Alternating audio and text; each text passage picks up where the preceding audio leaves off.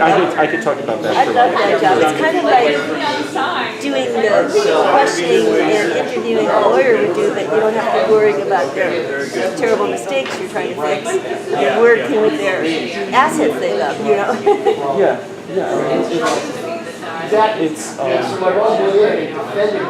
There's science and there's art, and it's a combination of art and science to get to, the right solution. So I'm kind of on the science side of it, and then we have the client service people who are more on the we'll talk about that later. Richard, you see that? If you'd like, I don't have a card with me, but I can look at it or something. Okay, we got everyone? Okay, so let's continue on, and we looked at modern art from, roughly its beginnings in the 1870s, and it continued into the 1970s, and then we get postmodern art, which encompasses a whole lot of different stuff, and I didn't even begin to touch upon it. But I want to get back into what I'm characterizing this broad pendulum swing and how we're getting a bit of a swing back now. And some might say it's a backlash as well. A backlash against modern art. Now this is a photograph of a man looking at a painting by Barnett Newman, who was an abstract expressionist coming out of New York, with Jackson Pollock and all those guys. And I think this is a really good example of the backlash. So it comes from my country of Canada. In 1992, our National Gallery purchased this work for $1 million. And Canadians went apeshit. They thought, this is ridiculous. How can we spend our tax dollars on a painting of 3 stripes? In protest, people painted plywood, stripes on plywood, and put it up on their front lawns. So many people said, my kid could paint that. That was the national discourse at the time. So everyone's laughing, but so we have had some amazing art with modernism, but it has alienated people at the same time. People who don't get it.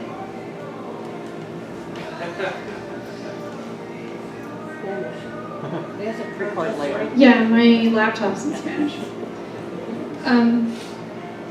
Okay, where was I? So, despite the lofty goals of modern art, to create like a universal visual language that everybody could understand, an art that was no longer for the elite, it actually did the very opposite in the end. It became an art that a lot of people couldn't understand, an elitist art. People saw that there wasn't much skill involved in it. You didn't have to learn some techniques in school for years and years. And, people were understandably angered by this kind of art.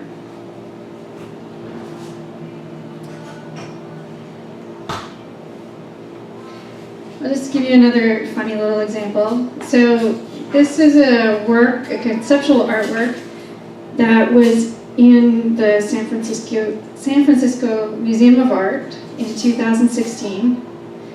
And some teenagers saw it and thought, well, anybody could do this. Really, it's just some teddy bears and a blanket on the floor. And so they decided to put their glasses on the floor in another room.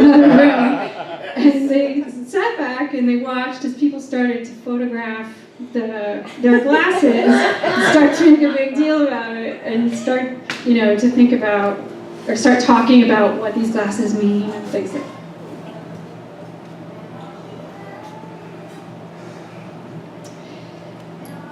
Remember I mentioned Saatchi before, that art collector, the ad guy, the ad man in London, and how he was supporting a lot of these young British artists.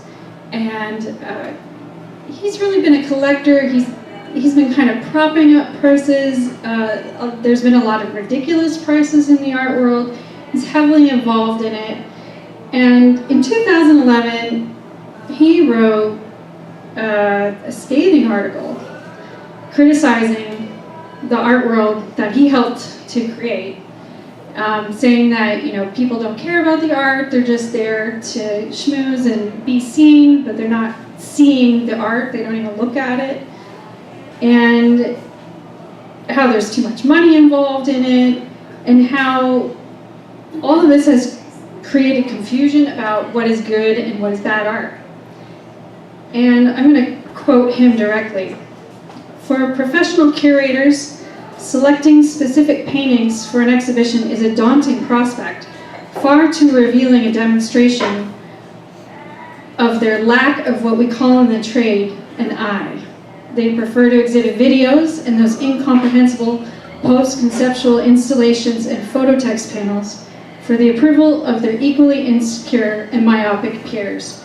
This conceptualized work has been regurgitated remorselessly since the 1960s, over and over and over again. So, what does Saatchi mean by that? What are curators doing? This is a rhetorical question. I don't expect you to answer me.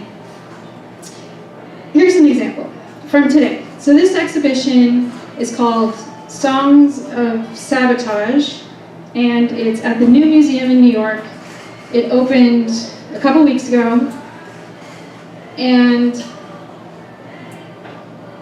in this work of art by Diamond Stingley, it's a swing set made out of aluminum, and there's a brick perched atop the swing. And so the show itself, Songs of Sabotage, is supposed to be about artists staging interventions and sabotaging a checklist of heady topics such as Western hegemony,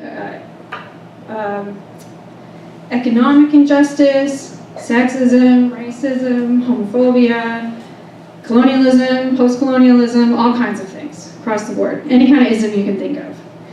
And so Jerry Saltz went to go see this show, and he's arguably the most famous art critic in the world right now.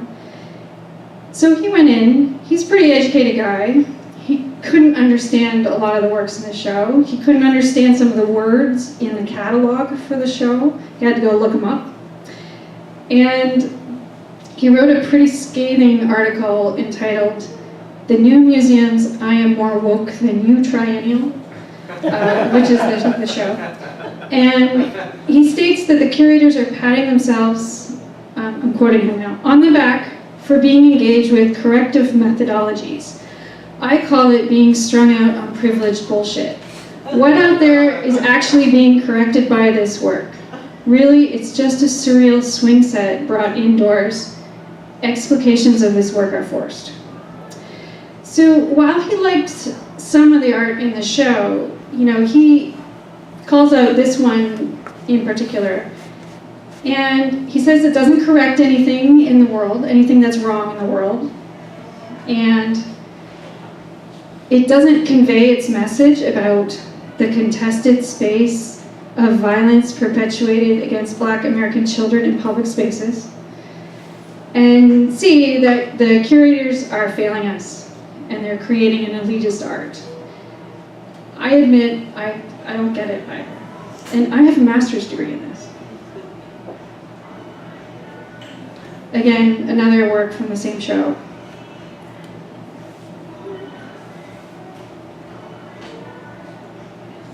And another one from the same show. I don't even know what I'm looking at.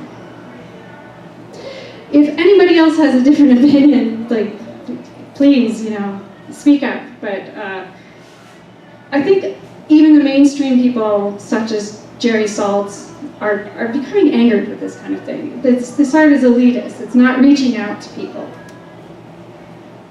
But don't you think that's because people don't understand it? If it was explained to them what it meant?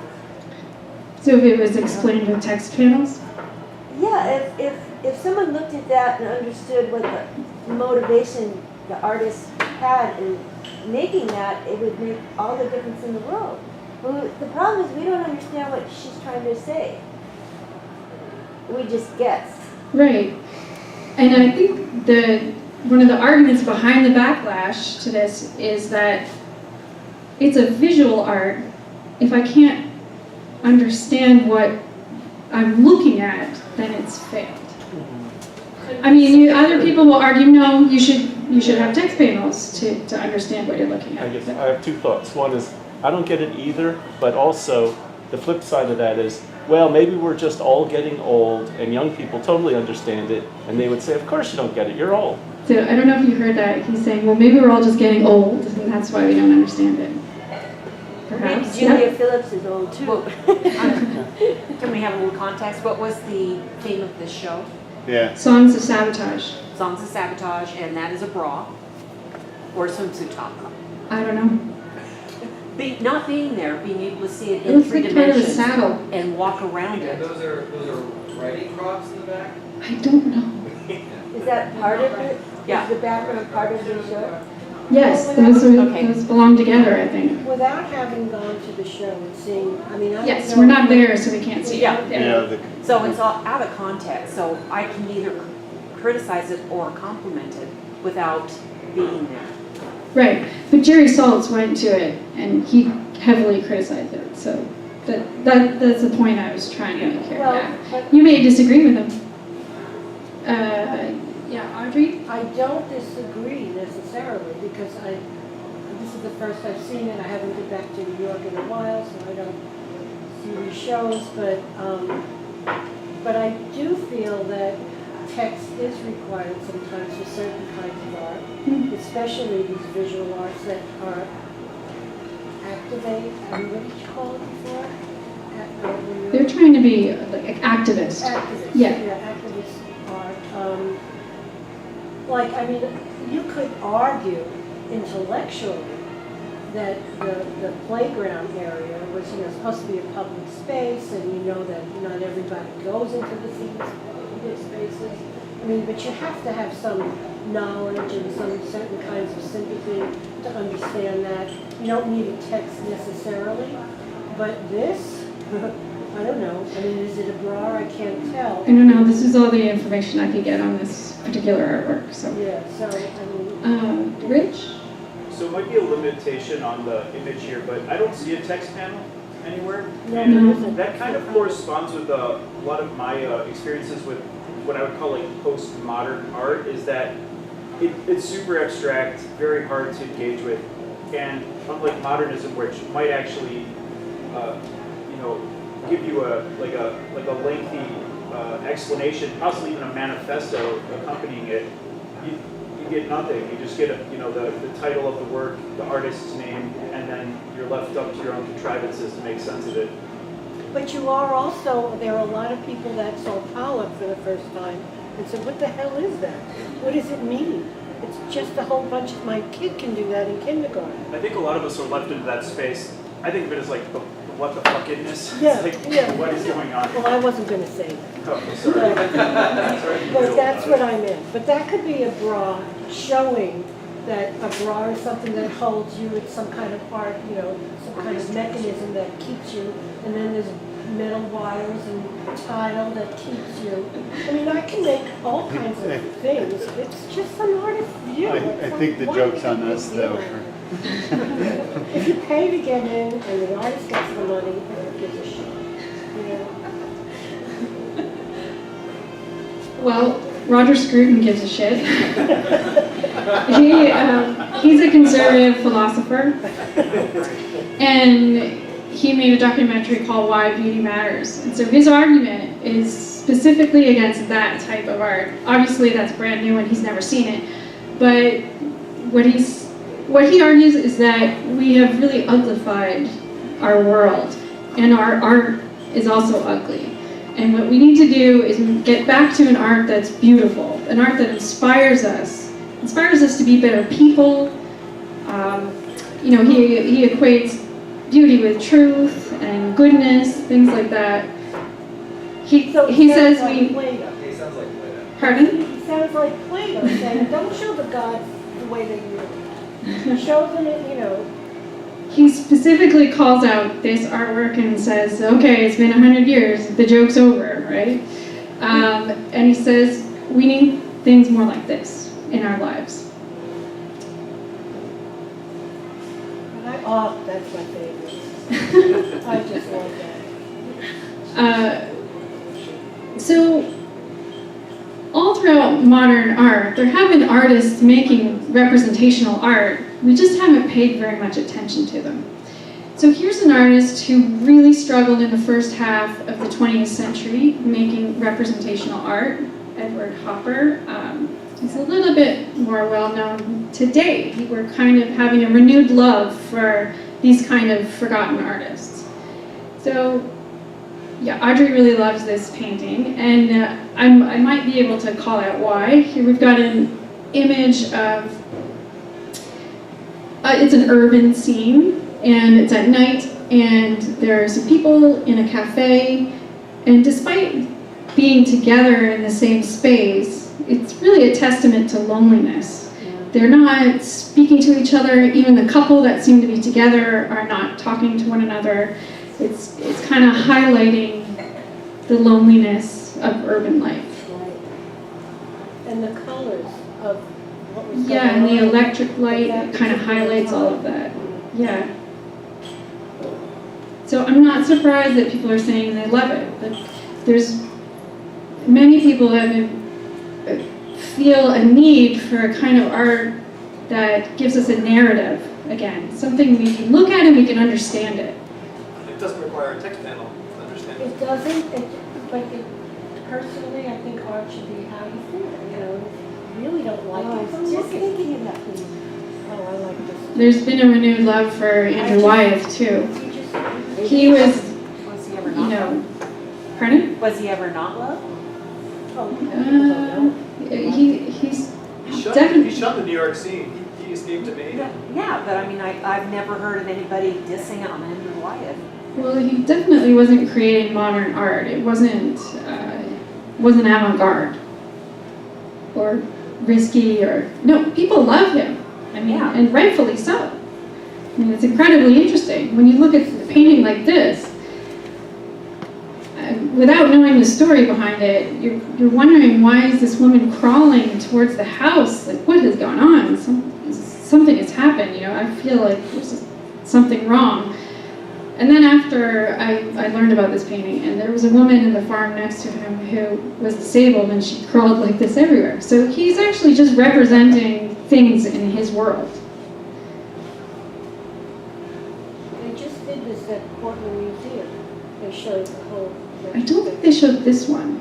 No, But yeah, they just had a show had of the Wyeth family, three Right. painters in the Wyeth family at the And they Portland Art didn't have Museum. this one, but they had in the video. The family talked about this. This is another painting that hangs in the Portland Art Museum, and it's by Bouguereau. Do you remember that French academician that we talked about? There's been a renewed love for this guy too, actually. He was largely forgotten about in the 20th century. And I even just saw a post on social media by the Portland Art Museum. This is one of their employees' favorite paintings, and they went on and on about it.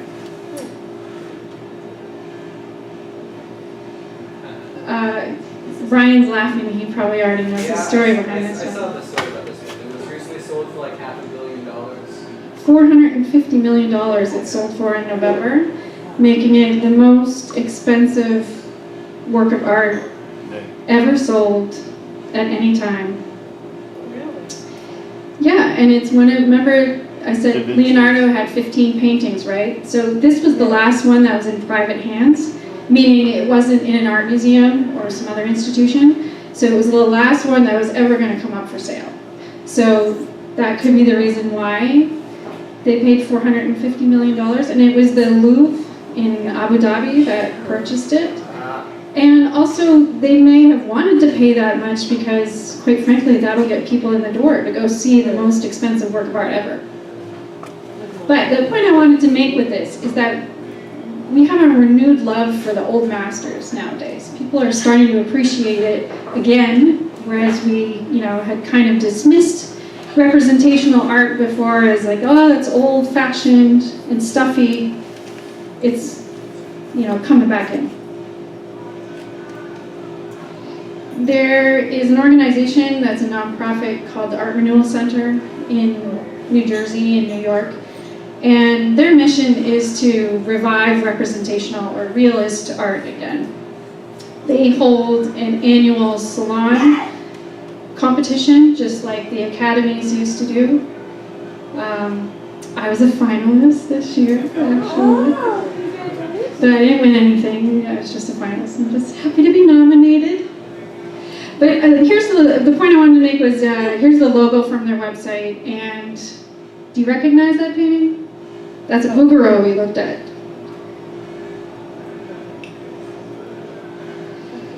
So, with the rise of modern art, we stopped painting representational art, and we kind of lost the technique.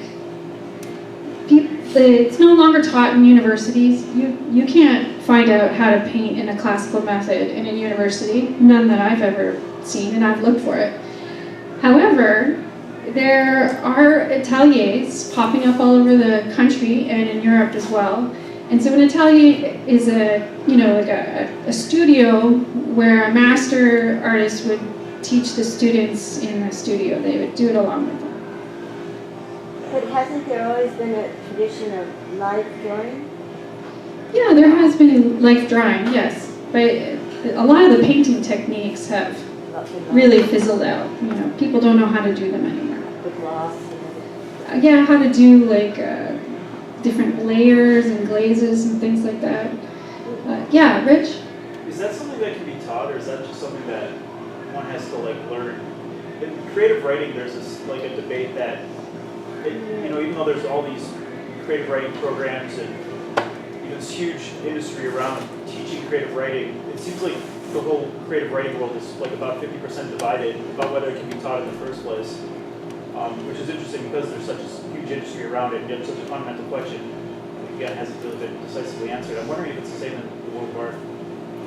Well, I taught myself how to paint classically as well, so you can do it on your own, but I used a lot of resources, and it would have probably gone more quickly and easily if I had somebody to show me how to do these things in the first place. Yeah, I've known people who have gone to the atelier school, and it is almost like a normal art school where you log a certain number of hours, and it is sort of like that 10,000 hours. Makes you an expert, right? 10,000 hours. It is sort of like that. Like you're supposed to log a certain number of studio hours, and Yeah. this accreditation from the atelier, and so it is more like a craft where you sort of You practice. put in a certain number of hours, and then you have your certification. Yeah, certainly. So they're all over the place, and we have one here in Portland. It's the Rockoff Studio. So here's a photo from there, and that's Alexander Rockoff there on the left. Is that Isaac Brock? Yeah, Isaac Brock. I don't know who that is. It's a Modest Mouse. Oh, okay. Well, that's a painting of him done by Alexander Rockoff. And that hangs in the mayor's office, and this is Sam Adams, one of the previous mayors. So it's infecting Portland too, this representation.